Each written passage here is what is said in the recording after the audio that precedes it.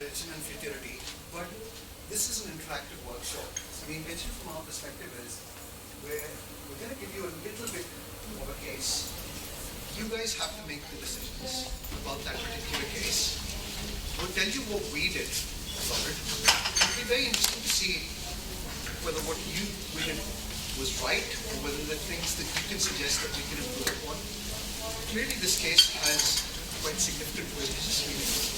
And just to give you a little bit of an idea, I mean, religion is a very important thing to kind of talk about. Okay, I was saying religion is a very emotive thing to kind of speak about. From our perspective, when we talk about it, what we've got to be cognizant of is the fact that we have to be respectful. We have to look and we have to try to take judgment out of it is one of the things that I've learned with times. But before we start, what I'd like to do is take you through the aims and objectives. So I'm going to give you a case first, after which my learned colleague, Mr. Wheeler, who is a consultant pediatric surgeon and a legal luminary, so he is a lawyer, will be giving us a little bit of the legal background on cases that actually go to court, followed by what we will try to do is give you a little bit of a summary at the end of it of how you might want to approach it. But clearly what is going to happen is you're going to be involved in the development of that summary. Quite important. So I'm going to start with the case. So just out of curiosity amongst the audience, has any of you dealt with a disagreement with parents on religious grounds? Okay. So I'm just curious to know, anybody want to give an idea to us about how they found that experience? Florence, would you like to tell us? It's a little difficult to understand to start with, I think. When people have completely different constructs of view about how they frame the decision. It's very easy to dismiss them as being irrational. Okay. So clearly some themes that come out there. So people can have quite different religious meanings. We bring our cultural values, we bring our religion into decision making. And I'm a Hindu. Justin, who will be joining us shortly, is a Muslim. Anybody of any other religious faith over here? Yeah, I'm an atheist. So you're no problem actually. I don't know actually. Okay, so we've got some Christians here. We've got Muslims here. Any Buddhists? Anybody of Jewish faith? Okay.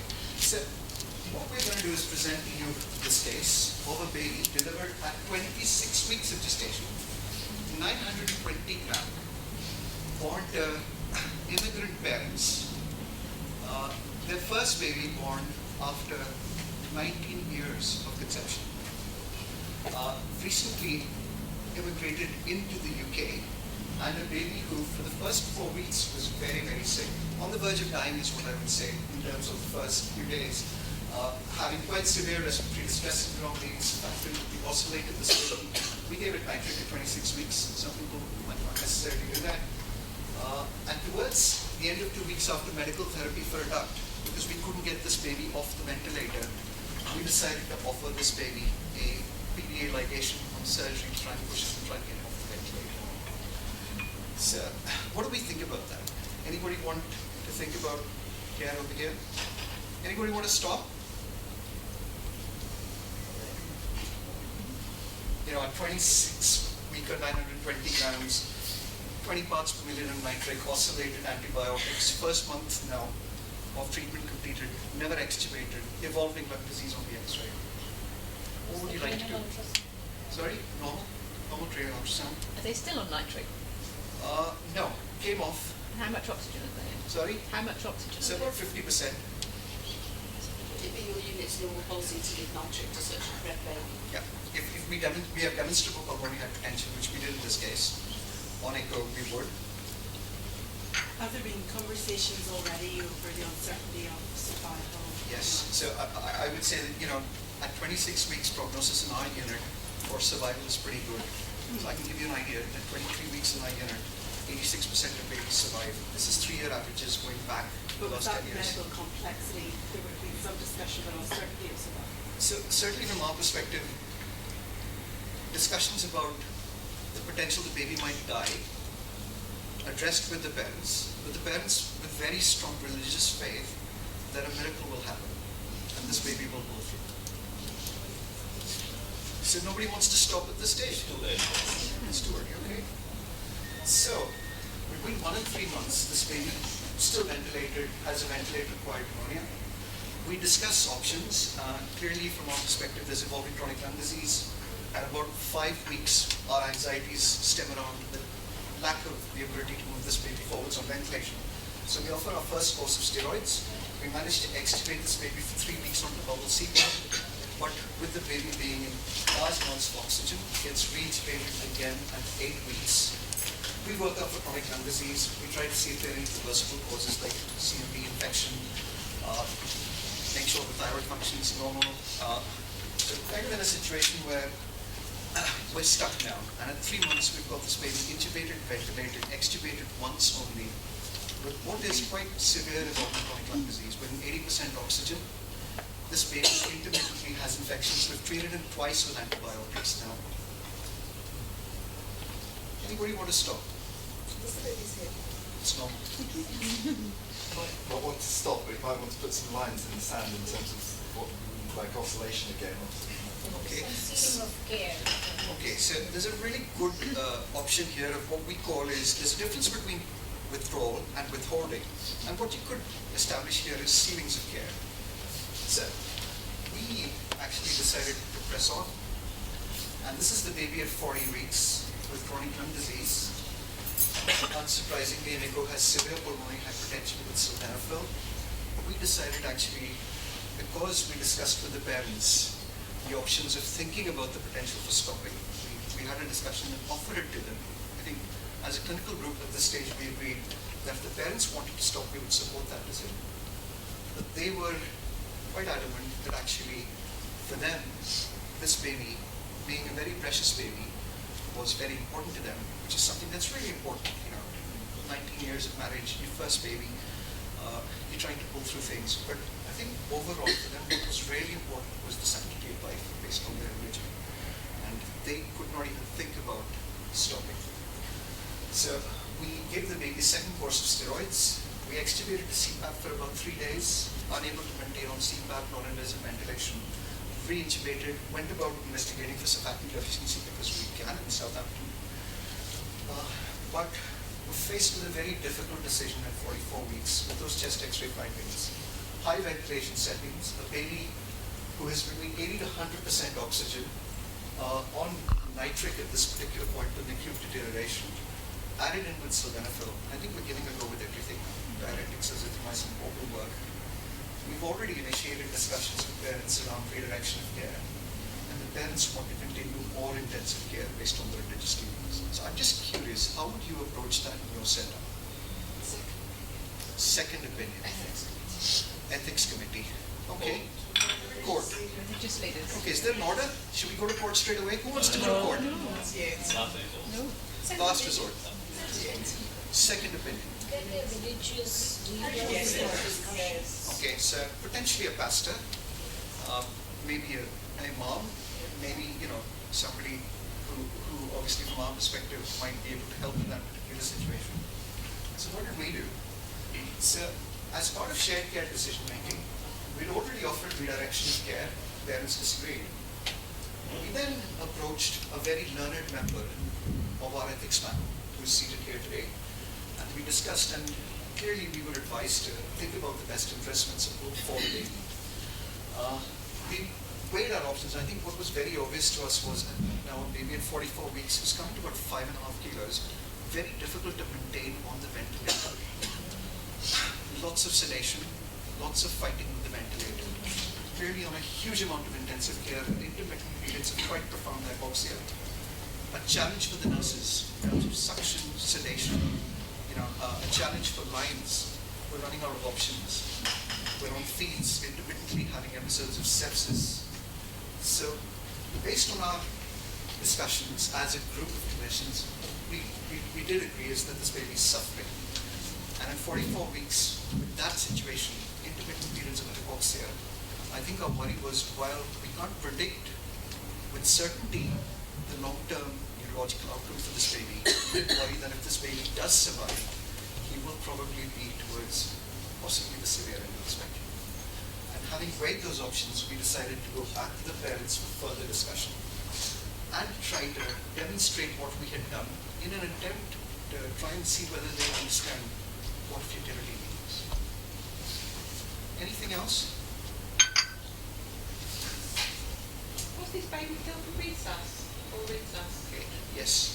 We discussed and we tried to limit ceiling resuscitation. We tried to limit that by saying that if he does arrest, we should offer compressions in the future. But one of the other things that we discussed was potentially not giving antibiotics if he had further episodes of infection, which take him off, and it was firmly refused. So at this particular point, we did the second opinion, where we nominated a clinician from a trust of our equivalents who deals with babies like this, who has a background in management and strategy and experience that would be very similar to ours.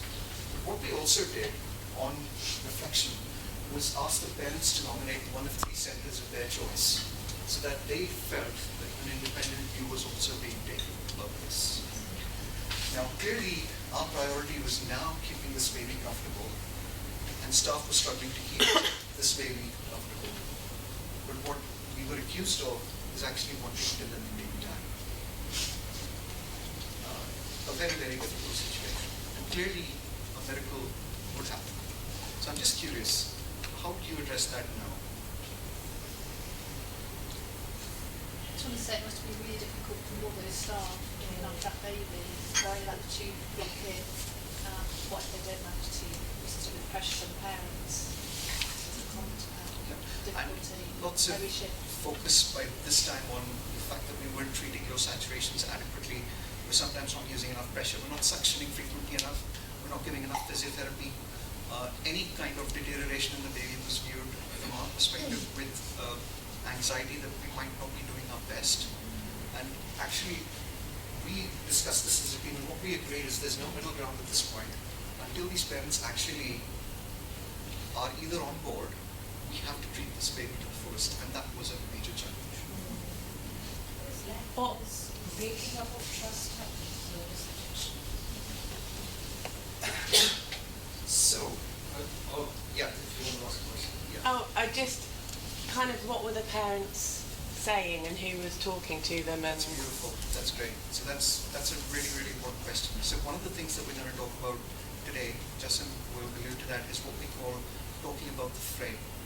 And from our perspective, I'm just curious, nobody has actually asked me what the religious background of these parents is. Are you curious to know that, or is it? I'm just curious. I'm throwing it out there. I'm just curious to know. Anybody want to have a guess? Can I be controversial? What religion do you think these parents are? Christian. Anybody else?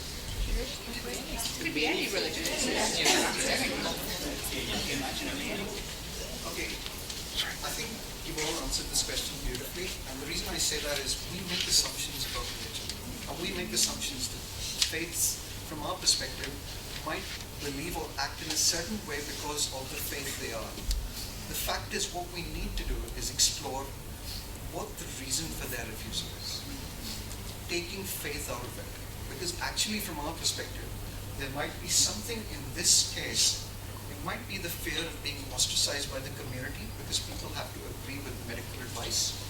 It might be the fear in the parents' minds that they're actually violating a religious scripture which they've been brought on, their values, their basic values, by actually agreeing with something that we're telling them to do. And I think a very important aspect of trying to approach disagreement in this context is trying to explore what those reasons are. Because the question from our perspective then is, can we help in a certain way? And that might mean that if you have parents from a particular religion, a member of staff, a pastor, or maybe a relative who has got a medical background, may be able to help in those circumstances. So religion is important, but I think what is more important is understanding the reasons for refusal.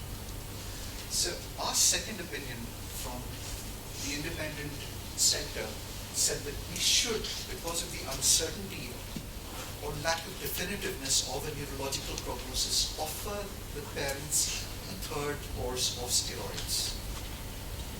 What do we think? Why are we doing that? Aren't we deferring a decision ourselves? Aren't we deferring? So that's potential. Clearly we just we don't have the courage to take this further, maybe down the legal route. Who's to say the miracle wouldn't happen? Sorry? Who's to say the miracle would? Absolutely. In the parents' minds, that's a very, very relevant question. For them, a miracle, this baby could get better maybe in a few weeks. That, in their mind, is a miracle. How do you also kind of unrealistic hope now? Like, okay, we give third course might help.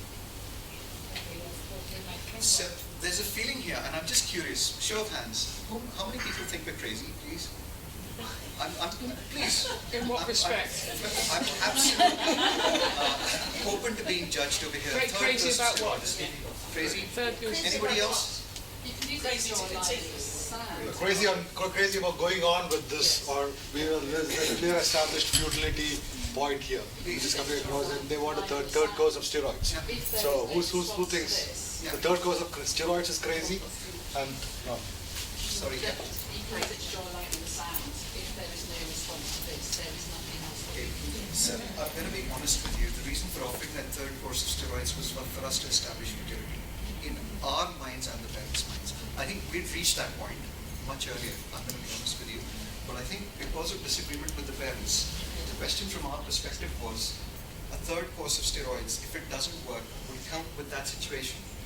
But it may also be a miracle, and he might get better. And in that situation, then you've achieved something in the parents' minds that they believe in. You could say that about the second course of steroids, and it would be a bit like the Brexit referendum. Should you then go on to the fourth course of steroids because the third didn't work? So actually, you could be setting yourself up as a clinical team, and I really feel for you. You could be setting yourself up because I can hear the parents saying, "Well, he got a little bit better because his oxygen went from 95 to 92, and therefore can you not try a fourth course of steroids?" And it puts the clinical team in a really tough situation. I suppose the difficulty for us is we've also got an independent centre which is saying that we should do that. Yeah, you've asked for an So, opinion. it's not as if we're doing this alone. We're searching for it, we're trying to spread and see whether there's, and we genuinely want to know whether this might work, but I think overall our feeling was it wouldn't. And by this time, which is 54 weeks corrected, we have a 6.8 kilo baby who's now with sensor medics on nitric with no effect on steroids. We tried to discuss limiting care. We go back to very learned people in our ethics panel. We negotiate with the parents about not intervening in arrest, trying to limit treatment like antibiotics, but that is refused. And our ethics panel then recommends that we should think about legal action. Yeah. When does the best interest of the child come into this? Because you're looking after what we perceive as the best interest for the parents, Yeah. but actually your nursing staff are doing 12-hour shifts looking after this baby, and they're terrified that if the tube blocks, the parents are going to blame them and take them to court. But this baby's suffering all the time that this is happening. So yes, you're trying to make things right for the parents, but the baby seems to have been, and the baby's suffering seems to have been a little bit forgotten. So if I qualify to you that by this time we had this baby on, so normal doses of midazolam are 120. We had this baby on 360 of midazolam. We had this baby on 40 mics of morphine. That's not right, is it? It's not right, but the question from our perspective is, our priority is keeping him comfortable. And I think until we reach resolution, the risk is, if this baby dies, we could be seen as murderers in the parents' eyes. And what I'm going to do is I'm going to defer that little question to Rob to kind of answer. I think you're probably right, this is dragged on. We could have probably taken the legal route much earlier. So we did take the legal route, presenting our case, and I think the paramount aspects of the presentation were suffering in the context of a baby who is likely to have a poor neurodevelopmental outcome, not with certainty, but in a situation where if you ask the experts, which was 2 other centers and ourselves, this baby is highly likely to be severe end of the spectrum. And we spoke to the parents about the potential that this baby might die on the ventilator, and that actually they would miss out on quality time with the baby if that was the case. So court, how long do you think it took? 48 hours. Anybody? Guess. Show of hands. So how many people think it took a few weeks? Okay. How many people think it took a month? Okay. How many people think it took 48 hours? So our case was prepared by the lead clinician, vetted by another clinician who was not involved with the baby. And that's something that we're thinking very closely about now, is having a non-clinical clinician who supports parents in this particular situation, was then presented to court on a Thursday, and we got a court ruling by courier on Monday, which basically agreed that based on the evidence that we had presented, it would be in this baby's best interests for the medical team to stop life-sustaining intensive care. We thought that was the right thing for the baby. It didn't take another 10 days for this baby to have intensive care stopped in accordance with parental wishes, in accordance with letting family visit for a very precious baby. So I think what was really important is us maintaining the dignity and trying to keep this baby as comfortable as possible. How many of you have ever used very high doses of plasma?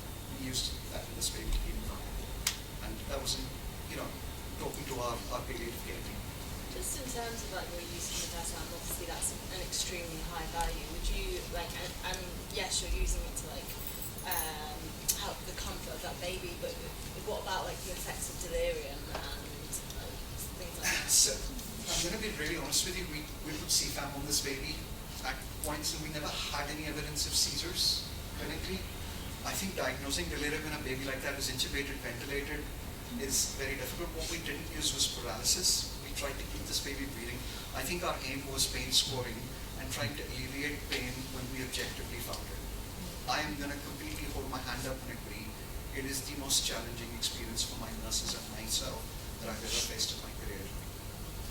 But just to give you a little bit of this approach, this is what we did. So, shared care decision making, which you might say was actually paternalism in disguise, because we wanted to make that decision. A medical team review, best interest principle, so for, against, agreement that we go to a second opinion, give them an independent review, go to our ethics panel, legal team have an external review, and we basically were told by our ethics panel that we should approach court, and our legal panel supported that. What would you have done differently? Please. Oh, I'd be interested why you didn't involve a religious leader, something. Fantastic. Okay, so now I'm going to tell you, so these parents were from Nigeria, they're Roman Catholic, and dad is a pastor. So it would, and we talked about it, and I think he found it incredibly patronizing. Okay. We were making judgments about his interpretation of his religion. Okay. So unfortunately, Are parents receiving any sort of third-party counselling throughout this? so this is a case that I've been involved in 2008. This is now nearly 12 years back. And at that particular point, we never ever thought about mediation. We never used it. But it is now available, so that's a fantastic point. Absolutely. It's something that might have helped. At that point, we need mediation with a person who's independent, who's maybe a clinician who's not involved with the parents, and actually is not looking after medical care at that particular point, starting off with maybe then external mediation. And it's something we never tried, and it might have been successful.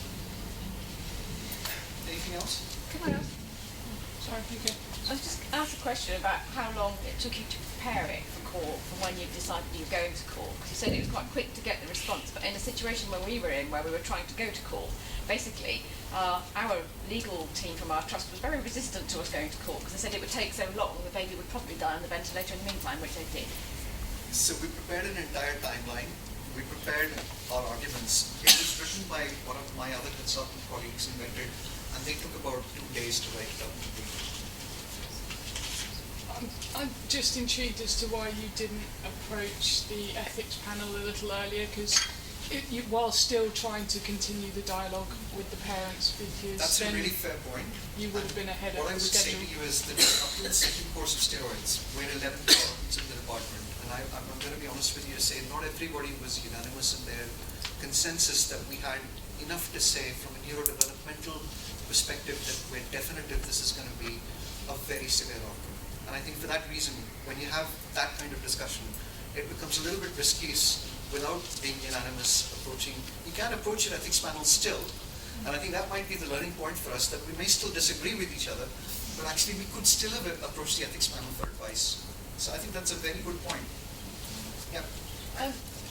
We didn't have an ethics panel that would view clinical cases until this year in our trust, so we didn't have that option, so we wouldn't have been able to use that. You can go on to external ethics panel. So you can send you don't need to have your own trust ethics panel. There are around 190 ethics panels throughout the UK, and you can use other ethics panels as well. Didn't know that.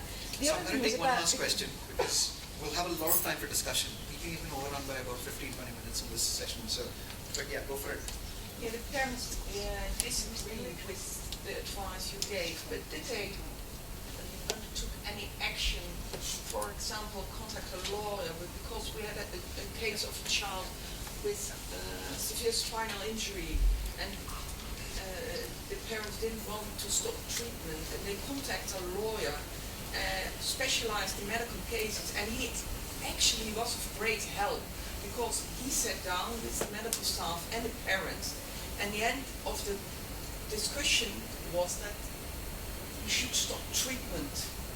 And although he was consulted by parents, he managed to get them to go around. That's another really good point. I mean, I'm going to be honest to say, I think by that time, the breakdown of trust meant they engaged a solicitor, but he's working for them.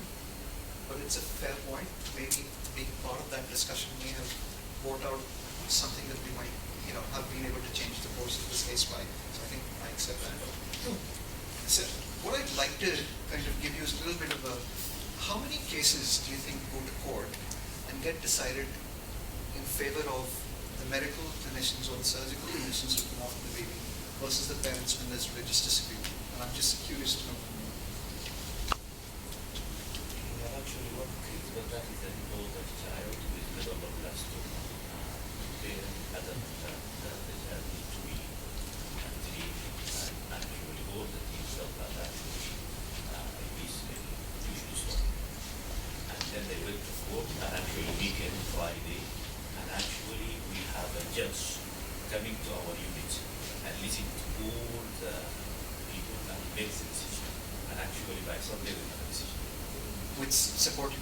With supporting the medical. Yeah. So my question to you is, do you know of any decisions that have actually supported the parents in such situations? Neonates? How many? Neonates only. No neonates. You don't tend to hear about them unless they're by your own fire. So what I'm going to do is I'm going to invite my colleague, Mr. Wheeler, to come and talk to us about that. Okay. Follow the slide.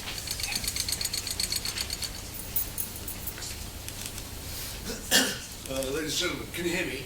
Yeah. Excellent.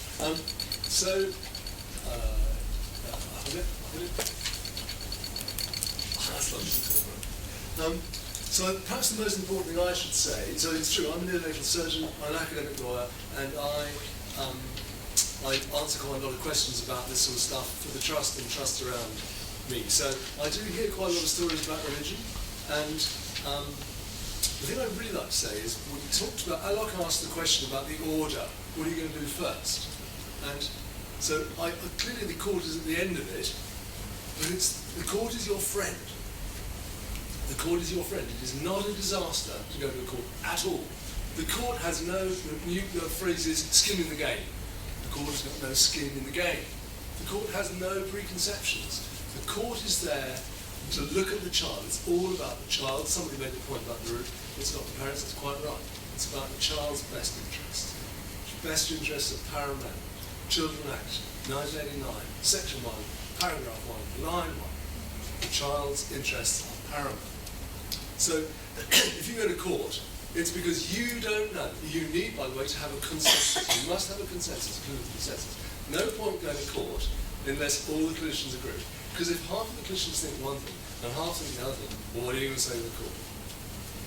So you have to all agree. But if you get to the point of having to go to court because you're at loggerheads with the parents, rejoice.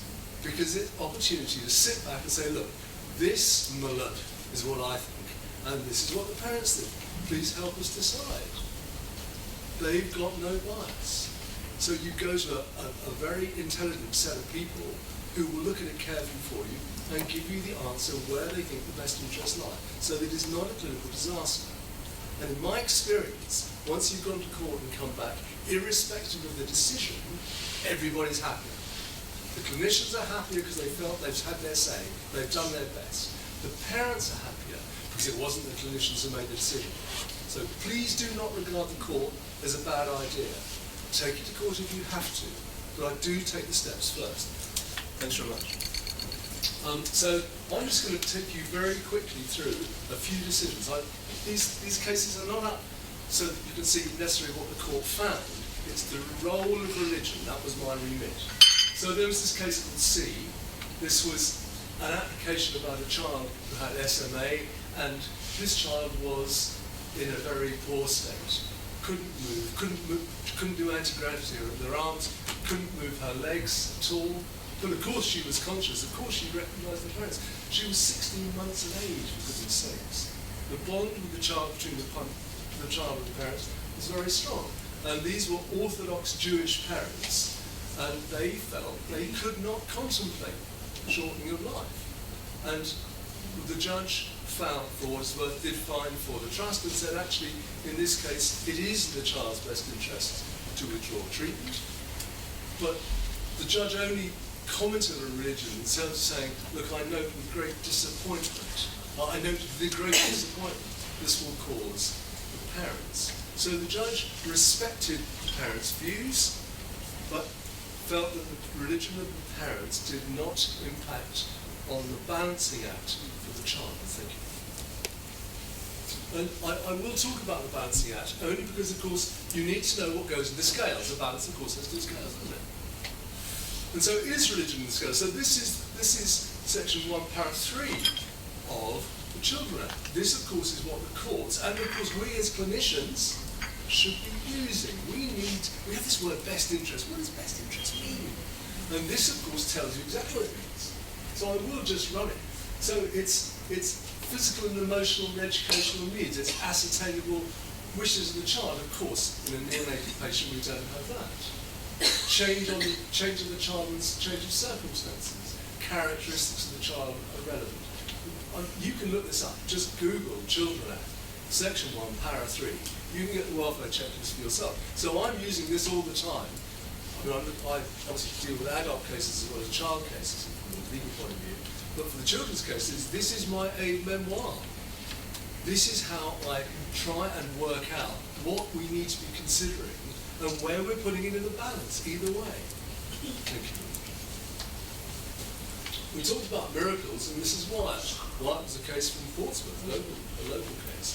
And the text doesn't matter, but the point was that Mr. Wyatt, pleading for the continued treatment of his child, said he thought a miracle would occur. And Judge Headley, a fine judge, was very conscious of this and contemplated very carefully and anxiously Mr. Wyatt's plea for a miracle. But he did make the point that the miracle would be entirely unaffected by any order that he could make as just a human. Thank you. But putting it in the scales, and so this is post-1989, Children Act 1989, so this is where the welfare checklist was absolutely being used, and the judge was putting things in the balance. He was dealing now with another SMA, and this was a slightly curious situation because, so the application was continuing treatment in this child's best interest. So it's going in the balance. You've probably noted that religion, of course, isn't in the welfare checklist at all. This child was thought to have normal thoughts, normal senses, just wasn't moving. The Muslim father was very clear. It wasn't right for any person, for any human, to choose for another's death. It was only God's decision. Now, in this case, where the judge was going to find that continued treatment was in the child's best interest, because the benefits of life for this child were not overridden by the discomforts of being alive. But nevertheless, that's what the judge said about the religious beliefs. The religious beliefs were immaterial. The views of the parents, this is hard to listen to, but I will read it to you, were wholly irrelevant. to the consideration of the objective best interests of the child, save to the effect they illuminate to the child the value of the child-parent relationship. So it is relevant to the welfare checklist because you want to know to what extent this is going to affect the relationship between the child and the parent. And as a children's surgeon, of course, I have then to talk to you about circumcision. Of course, not for neonates, but circumcision is a religious matter. And it's very interesting that the courts accept that the act of circumcision is one which may lead to the inclusion of a child in the family, and therefore the family's view of the child and the wider community's view of the child in a religious sense is terribly important. So if there's a dispute about whether or not this child should have circumcision, there's obviously mass actually it is of great importance as to whether circumcision, whether or not it's in his physical best interests, is going to be in his emotional and connectivity best interest into the nexus of his family, if you see what I mean. But that's where the court will recognise that religion has a role, but it's only about informing the closeness of the connection between the parents and the family thinking. This is a case where somebody was trying to refuse some treatment, and this was after MV now, so we've already had that decision. And this was a question about whether bone marrow treatment in this particular child's case was lawful. Was it in their best interests? Now, the Christian parents were opposing the treatment. They were opposing it, so they weren't pleading to continue, they were pleading to stop, because, of course, they felt that they did have a miracle up their sleeve. They felt their God would help their child, and the BMT was not right.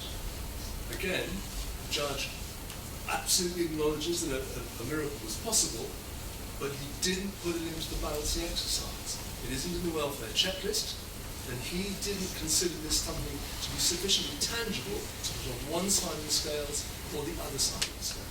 Thank you. And accordingly, despite the parents' refusals, he refused to stop the BMT and the bone marrow transplant continued. There is no suffering. There are cases of no suffering. We've seen recently a case of no suffering, and I'll allude to that in a minute. But here was a child who had no suffering at all. Still, the question was whether their treatment should be continued. And the parents were very, very clear that their faith would not allow them to consent to the removal of life-sustaining treatment. But the court, even in 2012, quite a recent case, said that that's all very well, we respect your views, but nevertheless they don't go into the balance, and so the active treatment was withdrawn. I'll talk to this moment, this is the last slide. I'll talk to this moment about the child itself, but I would make another point related to religion. So you will have heard of the Rakib case, a recent case, which was a case about transportation. That's what the judge was asked. The court was asked about whether it is lawful to take this child, who, for what it's worth, is unable to suffer pain abroad. That's what the case was about. It was a transport case. And one of the things that happened during that case was that evidence was adduced from both, so the family from Bangladesh, evidence was adduced from the High Commissioner of Bangladesh and from the Muslim Council of Europe in the form of a fatwa, which of course, as you appreciate, I know that Salman Rushdie had a fatwa, but you just have to understand a fatwa isn't necessarily an act of danger. It is just a written decision. It has to be written. It's a decision on a point of law, a point of Islamic law, and it comes from a recognised authority. And the sum of those two things, the High Commissioner's representation and the fatwa, was that actually, should the parents participate in withdrawal of care, that would be an unlawful matter. They would therefore be prone to prosecution if they went back to Bangladesh, and indeed they would be in severe trouble from their own religious leaders. So the point is here that religion doesn't necessarily simply affect the child, it affects both the parents, who are forced with this decision, and the clinicians, because they too feel the weight of the religion coming down on them. And I think that's my answer. You asked for it, so that's what it is. So, any questions at the moment for Rob on that?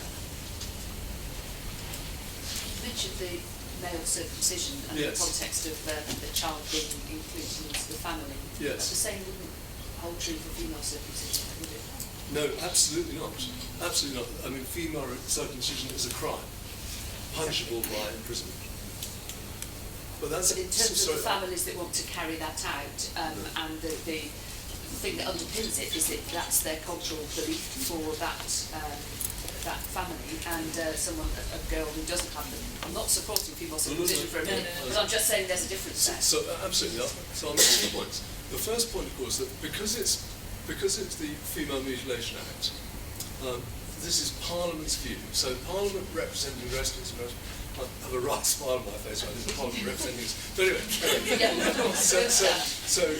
but Parliament has taken a view, representing the people of Great Britain, that female circumcision is illegal. So that's how that happens. The common law, though, has stepped in. So there's a case called Adesanya in about 2007. Adesanya was a Nigerian woman. She was an Igbo, and she came from a family where it was customary to make incisions on the face, and of course the hypertrophic scarring would give very broad scarring, and it was a very important cultural matter for her. So she had 2 sons, and so she marked them both. And so she was taken to the criminal court, and the criminal court said, actually, we tolerate cultural and religious demonstration, but we don't tolerate that. That is not okay. So whilst male circumcision is deemed never been looked at by statute, but male circumcision is certainly looked at by the family court and the criminal court, they say, that's fine, that's a cultural matter. But this is not. So common law draws a line, and Parliament draws a line. Sort of a comment with a question on top. I find it interesting that a lot of, and this might be broad strokes for you, I find it interesting about how a lot of religious objection seems to be in withdrawal of treatment, saying that it's not... That slide is for my talk. Oh, okay. But there isn't... How much objection is there to starting, like, intervention against, and interfering in God's will, as opposed to interfering after the fact, kind of? Okay. So there's no legal distinction between starting something and withdrawing something. Okay. You see what I mean? Yeah. So I know that sort of sounds counterintuitive, but the law has taken a very clear view that it's all about the future. So any question asked on the best interest of the child sitting in a family court, for instance, or an older person in court of protection would start at this moment now. So the question is it in the further best interest to continue? So the question is never about, is it lawful to withdraw care? The question is always, is it lawful to continue care? Because the court would never want to say, oh, well, it's always in your best interest to die, because plainly that doesn't make sense. So it's all about, from this moment on, is it in the best interest to continue care? And if the court says no, then the implication is that it is now counter to the child's best interest to continue care, so the obvious solution is to withdraw. And have any doctors ever been sued for starting intervention? Is that of interest? No. Successfully sued, but probably not successfully. No, I don't think the action has begun, as far as I know, but it may have done. I mean, common law is a very broad place. But I doubt it. I mean, there is this real presumption that if in doubt, save life. So if you're walking on Hitchin Bridge this afternoon, you're fed up with this and want to go for a walk, and you see somebody who's about to go over the edge, well, if you feel prepared to do so, are you going to do the mental capacity act? Probably not. They've got their legs over, they've got their knees over, they're about to go, just like that. And nobody is going to sue you for saving life. Even if they want to sue you, their solicitor, in Shirley High Street said, don't be ridiculous. For goodness sakes. She saved your life. What are you on about? But surely, in a religious capacity, it could be by intervening, you're going against Yeah, God's will just as much as you would be So, by. so the person who wanted to jump said, actually, God asked me to do this. That solicitor and solicitor shows, honestly, you should forget about it. Certainly not in the UK. If you go to countries outside the UK, and Justin was going to allude to the fact that actually some countries, like Iran, like Saudi Arabia, there is law which doesn't let you do that. And if you do that without going through law, which is a fatwa, say for example, you need a fatwa issued with 3 clinicians agreeing to stop medical intensive care in countries like that. And if you did that without getting that fatwa, then you would be putting yourself at risk. So, but not in the UK. I just want to bring you back to a slide. And what I want to do before I hand over to Justin is just emphasize one slight point. So you saw Rob's slides, and clearly one of the judgments was about how religion or the religious beliefs of the parents are immaterial in the context of the best interests of the child. How do you feel about that? So that's the right thing? Well, it must be very hard for the parents to hear that.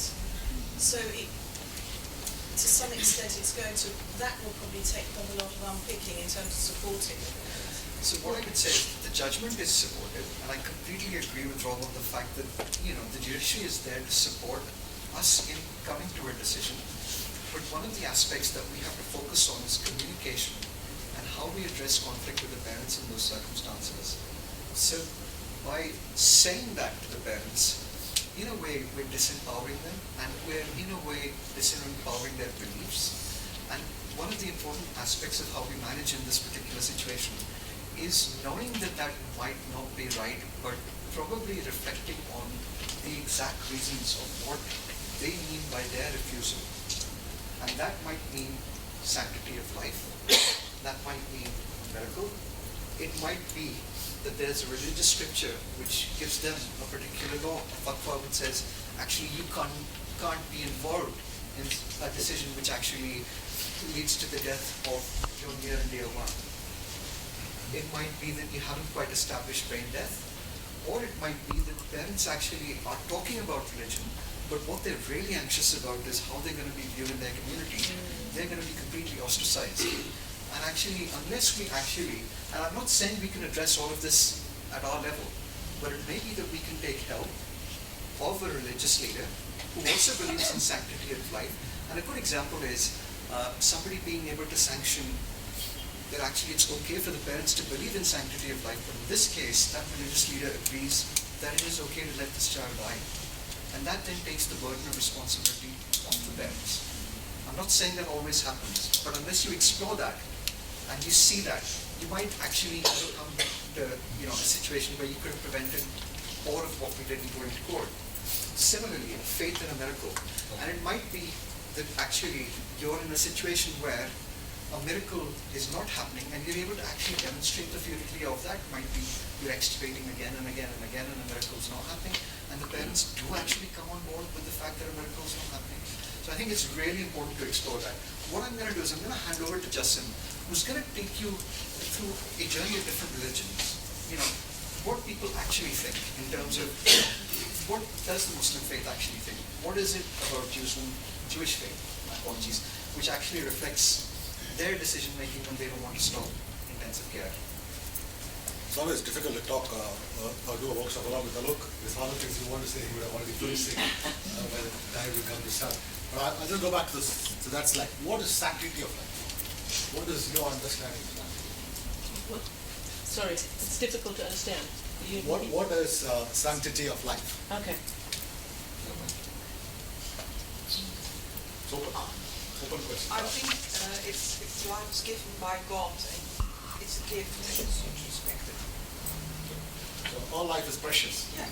In other words, life is given by God. So, and we should not take life when it comes to withdrawal of care, withholding of care. It has to be a decision which comes as a group. This is where I struggle with the God thing in general. Because if God has decided that you're going to give birth at 24 weeks, hasn't God already made that decision? If you're believing in the all power of God's path and predestination or whatever you have to do with faith is. Yeah? What's the general religious tone in this room? Maybe a show of hands. How many of you are generally religious and generally not religious? Which If you have a show of hands, generally religious. General religious.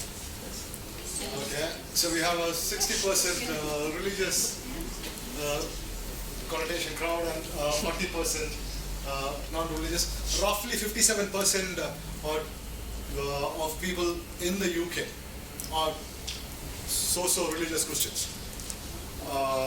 I personally am Muslim, but I'm a Muslim who does not eat halal meat, so it depends.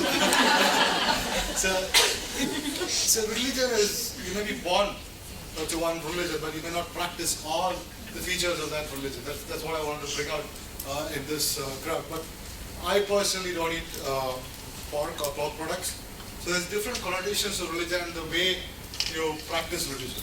So there's a study done in Europe called Ethicat study, where they looked at how doctors per se looked at religion, how the medical doctors and nursing team, how the medical fraternity looked at religion and withdrawal of care, and whether there was any changes depending on the religion on how they address withdrawal of care. And what they found was very interesting, because if you look at the south of Europe, you had more people advocating withdrawal, and the same people of the same religion, if you go towards the north of Europe, had them advocating lesser. So what they found, the reason was that when you work in a certain culture, though you are from a different culture, you start accepting that culture and moving towards that culture, and they coined a term called acculturation in that group. So this was very interesting for me. I was going through a lot of articles to prepare for this talk, and that's when all these new things which is new to me came out as well. Faith and miracle. So how many of us believe in miracles? So what is miracle? What is a miracle? Unexpected outcome doesn't. So for me, the miracle was my first, or my baby being born. My own baby being born was a miracle too. But for some people, miracle will be somebody walking on the sea, or being able to walk through the sea. So there are a lot of different connotations to what miracle might be to me, or what a miracle might be to you. How do we address religion along with the different miracles which people expect? Is there a way to address miracles? So what did Alok's, or the case which Alok presented, how did they address this fact, the fact that parents believe that a miracle might happen? By demonstrating it's not happening. Yeah, they extirpated this child. So they extirpated this child and told that, look, we have extirpated this child, but the child had to be reintubated. If a miracle was to happen, this child would not have had to be reintubated, and a miracle would have happened then. So they demonstrated that the miracle is not happening. And that's one way of doing it. You're also making a presumption of what you think parents think a miracle is. Yes. I think you should ask them, what do they consider to be a miracle? Yeah. In whichever case you're dealing with. Point taken. Right? Religious scriptures. So every religion has one scripture or the other. Some religions have multiple scriptures, and people follow scriptures and try to come to a plan on how to go about using those religious scriptures when it comes to withdrawing or withholding care. And it is different among different sects. So if you take, so again, being a Muslim, I'll talk about Muslims. If you take Muslim, the Quran comes first, and then there is the Sunnah, or the Hadiths, and after that, if there is not agreement on the Quran, on the Sunnah, then they go down to the Fatwa route, and they look at trying to get opinion from the learned leaders and create a fatwa. So the same thing with religious ostracism. So when we always assume that some people, like because I'm a Muslim or because he's a Christian or he's an Orthodox Christian, he's a Roman Catholic Christian, he would behave or think in a certain way. That might not be the case all the time. Has anybody have had any experience with that? Oh yeah, you see the alteration, and you say it all the time. Yeah, you People see- pick and choose what they'll give themselves a label, but you know, and yet you join a tennis club, you don't get to pick and choose what rules you obey, do you? I think the point we're trying to make is, and just rightfully frank, is that actually we need to start exploring these things right at the start of communication with these families. Yeah, what We exactly can't go is into there? these conversations making presumptions of any sort. Because if the family thinks that we're making presumptions, that is the first thing that will lead to breakdown. So your breakdown of communication happens there. So essentially, if you have a 23-weeker, you're looking at a child with a possible chronic lung disease who may go for withdrawal at some point of time. So getting your, whichever, the chaplain, the imam, coming, talking to the parents, understanding their values right from the beginning will help. This child may go home absolutely without oxygen and do very well. Or this child might go, a 22-weeker might go a chronic lung disease course. So bringing religious leaders early is something which you could do. So just to put into context, sorry. Comment on that, because in, I'm speaking for Dutch society, people are no longer used to talk about religion, and in quite a lot of hospitals, you don't even have a chaplain any longer. And a neonatologist, together with my colleagues of the adult intensive care, we had to fight to get a hospital chaplain, and also to get support from other religious backgrounds, just to help us talk to parents. So that's becoming more and more difficult. So the other thing is, if you look at it the other way, say the UK is becoming more and more multicultural, and more different religions, different connotations of religions coming in play, that you might not have all this support system sometimes in the whole country. There are religions, and there is another view called imperialistic religions. Have you heard of that? Joe Briley has written a very good paper on imperial religionism. As people of the Abrahamic religions, if you heard, Abrahamic religions are the Christianity, Jewish, the Muslims, all came down from Prophet Abraham downwards. They are respected religions. People know about these religions, so people tend to kind of accept the facts that these religions put forward.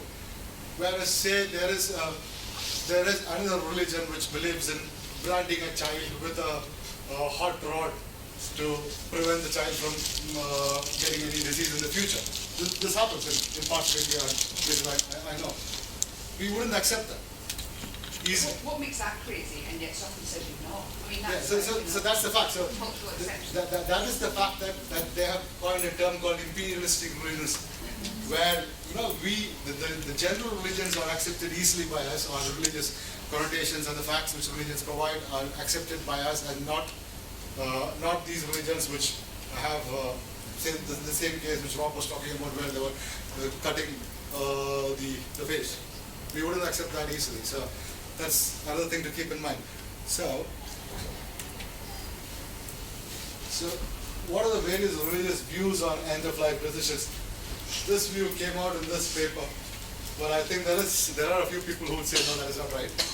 But still, in general, Catholics, it is okay to withhold, okay to withdraw. What is the difference between withhold and withdraw?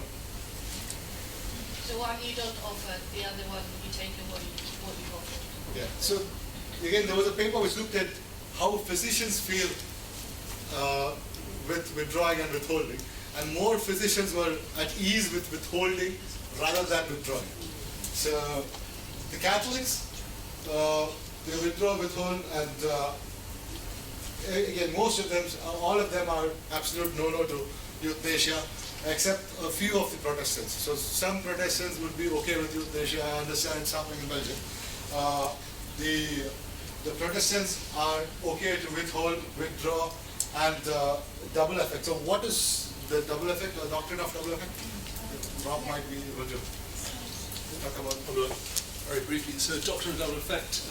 Doctrine of double effect is about not intentionally killing. You mustn't intentionally kill. So if you are in the business of giving large doses of painkillers to someone, so you have to look in only one direction. The only reason you're giving those painkillers is to reduce the pain, to reduce the suffering.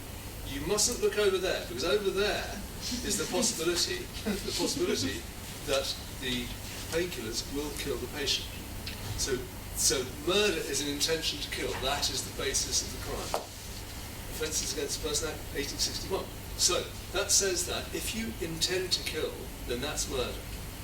But if you're not looking over there at all, if you're just looking at the intention to reduce suffering, then the double effect which might occur, the death of the patient, you didn't intend it, so you are free and happily continuing to give your patients proper analgesia. That's the doctrine of it. So you can do something morally good with a morally bad side effect. It is ethically okay as long as you didn't intend that bad side effect, if you understand that bit. So again, double effect is okay for the Catholics and the Protestants. For the Greek Orthodox, there is no to withholding, no to withdrawal, no to double effect, no to euthanasia. So there is no to everything. You won't be able to withdraw care or do anything with a Greek Orthodox family. Muslims are okay with withholding, okay with withdrawal, they're okay with double effect, again no euthanasia. If you look at Orthodox Jews, it is okay to withhold, but withdrawal is a sin. And it is badly destroyed. Double effect, yes, and again euthanasia is no. So these are just the common religions. So if you look at Hinduism or Buddhism, what do you think? What are their takes on this? Is it okay to with any Hindu here? Except all of them, forget about it. He's like me. Harsha. Yes, yeah. So what is your take? What do you think are Hindus okay to withhold? I think personally Hinduism is a bit flexible. Yeah. So Hindus believe in karma. Yeah. So what is karma? Something good. If you give something good, you get good deeds on your side. Yes. If you do something bad, you get bad deeds on your side.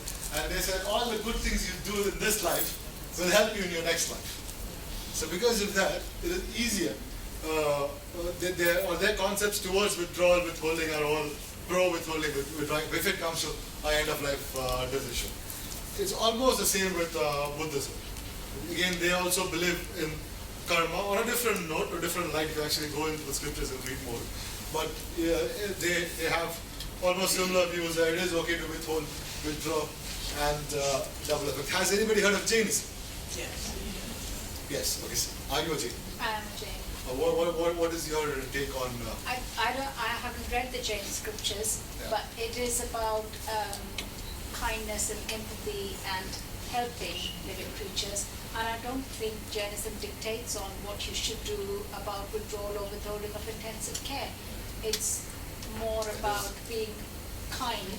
So I could interpret that to say, well, being kind is not putting people through suffering. Sure. So, very well said. Jainism, if you actually look at the scriptures, the Jain saints walk around with a broom when they are walking anywhere. The saints, the actual saints. You know why that is? So if they have ants coming in front, for them the idea of sanctity is at its best. If there are ants falling, they wouldn't want to kill the ants, so they will sweep off the ants. So that's where they come from, and think about it. So you have a lot of religions. You have a lot of people who look at religions in a different way, and you have, as a medical fraternity, we at times are in a difficult position to deal with all this. Again, in the UK, I think a few of my colleagues are sitting there. So we come from a multicultural society. Most of us are multicultural, and conflict arises easily. So how do we go about maybe get a framework for things? We already have a framework which Royal College has brought out. But if there is a religious connotation, is there a better way or a good way of addressing those religious problems? So shared care decision making, we doctors are basically paternalistic. Let's face the fact. We all talk about autonomy. But ultimately it comes to the fact that I think this is the fact, I think we should do this. No, we don't say it in that way, we're much more polite. But paternalism is a common thing in the medical fraternity. We should move away from that and try to make it a shared care decision-making, informed choice kind of attitude, and that will help. So we offer redirection of care. If there is redirection of care, there is refusal, and because of refusal on religious grounds, what do you do? And what do parents mean when they refuse on religious grounds? So how can we help them with that decision? We get the hospital chaplain. If we don't have a hospital chaplain, we talk to the parents and find out if they have a chaplain who they want to have a conversation, who they want to bring in, so they can have a conversation with us as a team. Is that okay? Do we have other opinions from the crowd? Yeah. You're saying just can we help them with decision making? They've already made their decision. You're actually trying to help them to the decision you want them to have. So actually, that's again the problem. There is we're making an assumption. The fact is, they might be in a position where for them religion is not making a decision, but actually a religious member or a person who is a chaplain or a person who is the highest religious sect in their caste might actually come and say, well, actually, you don't have to make that decision, I'm making that decision for you. And we've actually had that with a case. And that takes the decision-making burden away from the parents. So I think unless you explore those aspects of it, you won't actually be able to remedy them. And I'm not saying that will be the case every time. You may well go down that route and it may not work. And you might actually have a situation where there is confrontation with that religious member. I think the key thing is what we've got to go to in that conversation is trying to understand whether and how we then take it from there. And a very good example is we've had a baby with grade 3 HIV who we extubated 7 times over a period of 3 weeks. Parents were completely adamant that actually from our perspective we're not going to withdraw because we're Kurdish parents and our religion, which is a Muslim faith of a certain type, says we can't. Now, the only Kurdish imam in this country lives in Bahrain, and there's only one of him. And we actually contacted him, and he came back, and his simple thing was having a conversation with them, and he came to us and said, actually their worry is that all the members of their family, when they make that decision, will actually say, we're not going to be part of your community, get out. Now, he basically went to them and said that actually the sensible thing is we take the tube out this time, and if the baby dies, that is the baby's choice, it's not your decision. The baby is making his choice to die, and if he breathes, it is baby making his choice to breathe. And he took that decision away from them in a very nice way, which enabled us to actually stop life-sustaining care at about 3 weeks of age. And we could have gone to court for that. There's similarly a case in Australia where there were Jewish parents who didn't want to withdraw care, and when the rabbi came, he spoke to them, what they did was that they came to a conclusion that they will try the patient off the ventilator 3 hours, 4 hours, and see what happens. And then over time, the parents realized, seeing that how the patient was struggling, they realized that there's no point in doing this, and they finally withdrew care. So, getting the religious leaders in might not help all the time, but it's always good to explore them. And I think it's being followed, and our Royal College has recommended that you get a religious leader in part of their ethical framework, which we go ahead with. The next is mediation. So who does the mediation? We get in somebody to mediate, but who does the mediation? Do we have mediators experienced in religious mediation? Or is it going to be just some third party coming and having a chat with the parents?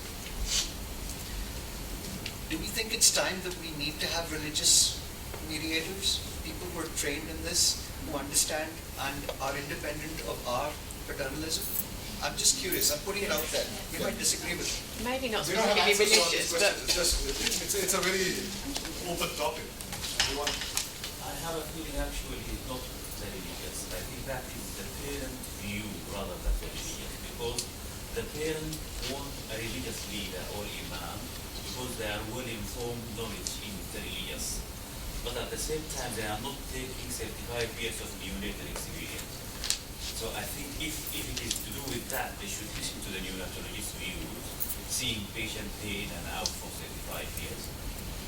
Same as listening to the religious leader because he is well informed and he knows a lot about religious. I think that is their view, but they put religious at the back many times. don't think we need people trained to do that, and the parents would be trusting their religious leader. They would have had a relationship with their religious leader, and if they have that relationship, they can have the discussion and they can speak over them. I'll give you a quick example. We had a case where we had a premature baby, 23-week, and he had grown like you all to be 500 kgs. And Can everybody hear? No. Can everybody hear? Yeah. And the parents were adamant they didn't want to withdraw care, and eventually we had Disciplinary. MD meetings, and eventually I suggested that we bring in the religious leader, and when they came in, they spoke to the parents, and what happened after he had 3 hours meeting with the medical team, he went away and spoke to the parents, and at that point, the parents were able to release the baby. They did not give permission to remove the tube. The parents were able to release the baby, and the baby died on the ventilator. But until that time, they were struggling. It was like the baby was waiting to be released, and once the parents released the baby made a decision on its own. So that's a fair point. I think there is one area where religious mediation helps. We have an imam in our trust, and a very good example is there are different interpretations of religious scriptures. Even I'm a Hindu and I know that, but I'm not going to advocate for my Muslim colleagues. I think the most important thing from our perspective is we know religion can be interpreted in different ways. And our imam argues that actually in situations where there's conflict, sometimes with a religious leader coming in, from the parent's perspective saying that you can't withdraw based on religion, he may be able to argue in the context of the Quran, the Hadith, to kind of be able to put it into a framework which then that religious leader might become supportive of. So it's worth exploring if you're not winning. It may or may not work. And then there are areas or cases where the religious leader coming in does not help. They try their best, but then it just doesn't happen. That's when you bring in mediators and try before you go to court. So all these things are before you go to court. What can we do so that we don't bother people like Rob with a lot of court cases? So just one point, sorry to take you back, but if you get the imam, and let's say hypothetically, if the imam also feels strongly the same way as the parents' views are, do you find yourself then in a more difficult situation? It is a more difficult situation. That's where we ask the question. It is very tricky. That's where we ask the question about having professional mediators to handle these kind of situations, where there is a disagreement between us and between the parents, and the religious local leader has come in and said, look, I'm with the parents, I don't agree with what you guys are saying. What you do there?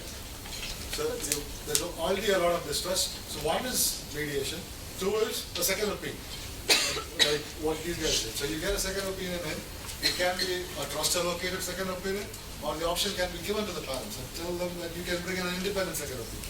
And that sometimes helps, because they think that they're bringing somebody who's looked at all the cases and looked at the baby and said, this doesn't happen. Now, there was a particular case, very famous in London a couple of years ago, where a second opinion was taken, and he actually sided with the parents. So that made that case even more complicated. So things can go awry when we try any of this. So if we're talking about a trained mediator, are you thinking of having a mediator for each religion? Because how do we do this? How do we do that? So we're arguing that actually it doesn't exist at this particular point, and the question is that's what we probably need to explore.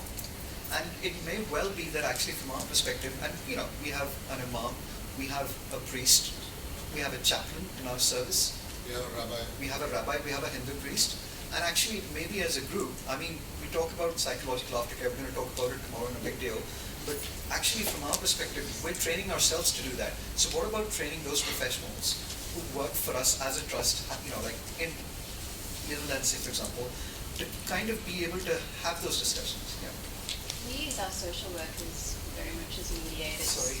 We use our social workers very much as mediators. We have amazing social workers in my unit, but they're kind of like a middle between people who have cultural awareness and medical. I'm just curious, Sorry? why are you using social workers in the context of religion? Or is it just in general? As like a mediator in terms of with a cultural background and a medical understanding. So we, in Australia, we would never have any meetings like this without our social workers, and they're invaluable. This a completely different point. You've alluded to the fact that 60% of the people in this room had a religion, and within your team in Southampton you had different views and lots of different religions. We seem to find it very easy to say we shouldn't bring our own religion into work and into the NICU. I'm just interested in whether that would ever be acceptable, and how we're able to park our religion at the door.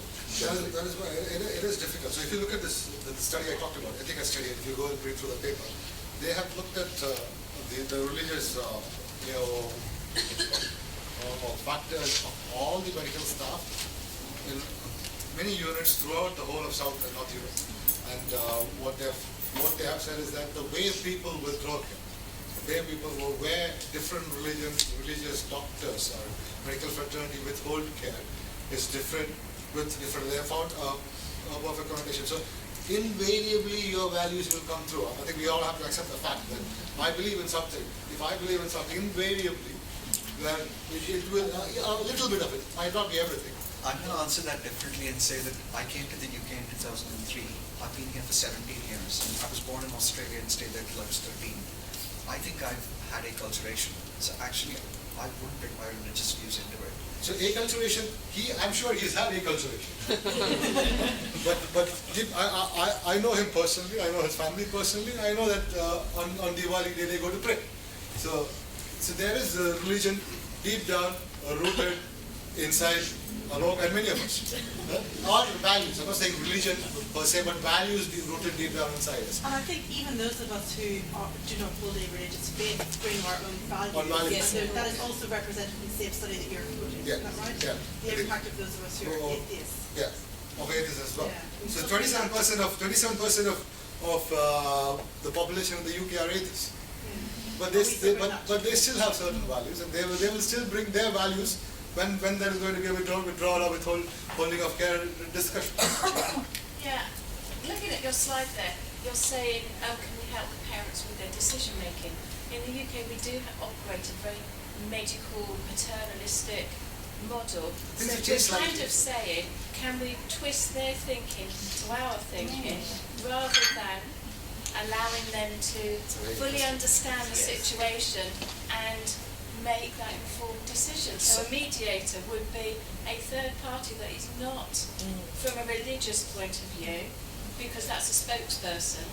It would be a psychologist maybe who can explore their fundamental understanding of the situation. Rob, can you take this one? So I think what Julie's alluding to is whether we're in a situation where we think in a certain way and we can get the parents to think in that way through a mediator. I mean, do we really want that is the question that I'm asking, but it's something that might work. So I suppose it depends why you're instructing the mediator. I think the clinicians need to understand what is it they want from mediation. So I get the idea of mediation, but I also think, for what it's worth, that you know what it's like over the years, doctors and nurses particularly have competed to be the patient's advocates. Yeah, we've all done that. And so that's why I don't make the distinction now, I just regard us all as clinicians. And it seems to me that we all have a job to communicate to parents. So my main core activity is oncology research in children. I whip out the worms and the neuroblastomas and the rhabdos, that sort of stuff. So I spend a lot of time talking to parents about death and causing mayhem inside the abdomen or the chest.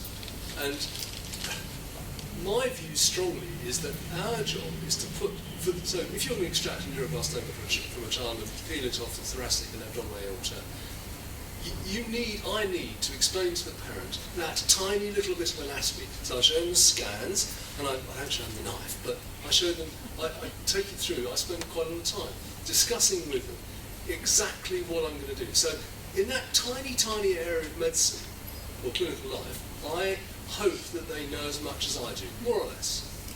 That's the deal. And I personally, it's a personal view, I feel that actually it's our job. I think it's the clinician's job to do this. I'm not sure, I suppose when the clinicians have run out of breath, when the clinicians can no longer make it clear to the parents why they think one thing, and when the parents can no longer explain to the clinicians why they think the other, personally, I'm not sure that yet another intermediate is going to do it any better. I think that if we're calling, so I don't think I necessarily agree with all my colleagues about this, and that's fine, it's just a personal matter. I think that it should be us, the clinicians, who actually try and put the parents in the same position as they are over this particular baby. Why we think that repeated intubation is a bad idea. Why we think that blown away lungs aren't going to work. And I don't really get it if we're saying, oh well, we've tried our best, we've done all we can to explain to the parents, we've listened to the parents. Good point that was made this morning, listen and silence, same thing. After all has been said and done, I'm not really sure what the role of an independent mediator is, because they won't know all the facts as I do, and they won't know all the facts as the parents do. So what is their role? And I suppose because of my background as a lawyer, I say, okay, enough is enough. Let's both go and put our best case to somebody who has no skin in the game and ask them what they think. And they will hear it, of course, they'll hear evidence of fact from the doctors and the nurses, but they will have advocates, they'll have counsel on both sides who will formulate for the court in really, really precise and specific terms, accurate language, really proper language, so the court can completely understand, as best they can, what the situation is. So I think the court's the mediators. That's my view. But I know there's not a terribly popular view, but there we are. So I think we're running out of time. People are hungry, so we'll finish it up quick. So to summarize, we went through our case and established futility, what futility was. We talked about all the major cases which have happened and how we raised the comment to that. And as a group we spoke about religion, so what religion can bring into futility and how we try to alleviate the problems that can occur with religious issues. So parental views, respect them, acknowledge them, support them. Find the frame of the parent. In all your talks, why they have the fear of death, whether it is a fear of social ostracism, what is their thinking of the law, what is their conviction. And remember, religion might not be there in the picture at all. It might be just the outer frame there. It might be totally something else that's their viewpoint. So involving faith leaders and medical staff of that faith might help. It might not help. So it's a double-edged sword at some point. And at the end, the judiciary is there to help us. I echo Rob's sentiments.